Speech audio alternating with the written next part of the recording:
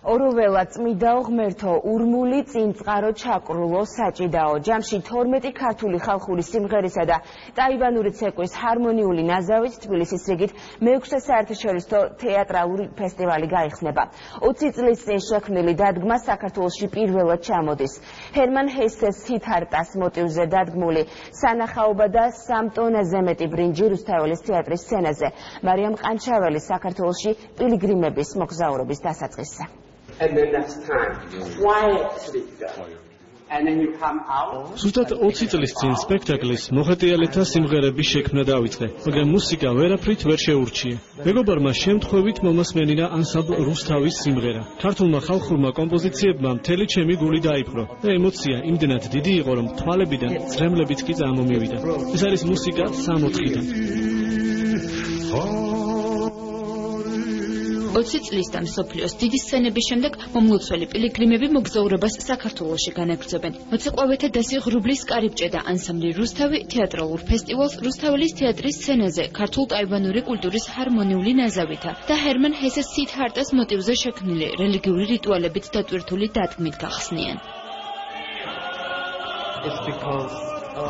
რუსთავის შესრულებამ სულიერების ძალიან მაღალ მწვერვალზე აიყვანა ეს სპექტაკლი. ჩვენ მთელი მსოფლიო მოვიარეთ და სცენიდან ბევრჯერ დაგვინახავს, თუ როგორ ტირიან ადამიანები ამ სანახაობის დროს. მთელი 20 წელი გვინდოდა, რომ დადგმა საკუთარ სამშობლოში, ანუ საქართველოში ჩამოგვეტანა. დღეს ჩვენ ძალიან დაძაბულ გარემოში გვიწევს ცხოვრება. ეს მუსიკა და ცეკვა კი ადამიანების გონებაში თავისუფალ სივრცეს ქმნის. სპექტაკლი, რომელმაც მოიარა მსოფლიო დიდი ტრიუმფი.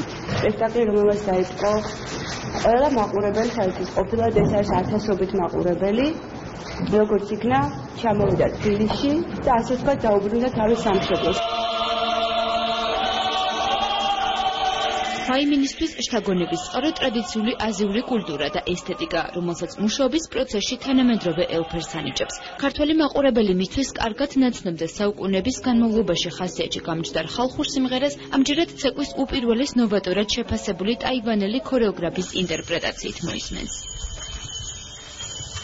როცა ადამიანმა ცეცხლი მოიპოვა ასია სპექტაკლი და ცეცხლი შემოდიან სცენაზე, ჩაკრულო ისმის, მაგრამ ჩვენ გთხოვეთ, რომ იგი ისე გვიმღეროთ, რომ თითქოს შორიდან მოდის ეს სიმღერა.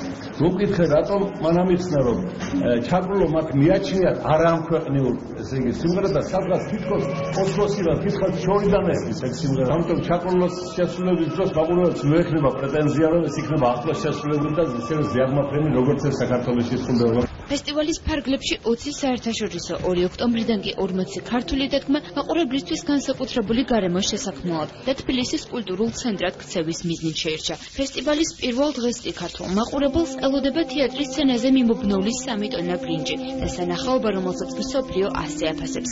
როდესაც მოხეტიალეთა სიმღერებზე საუბრობენ, მაგიაც კი არ არის შესაფერისი სიტყვა.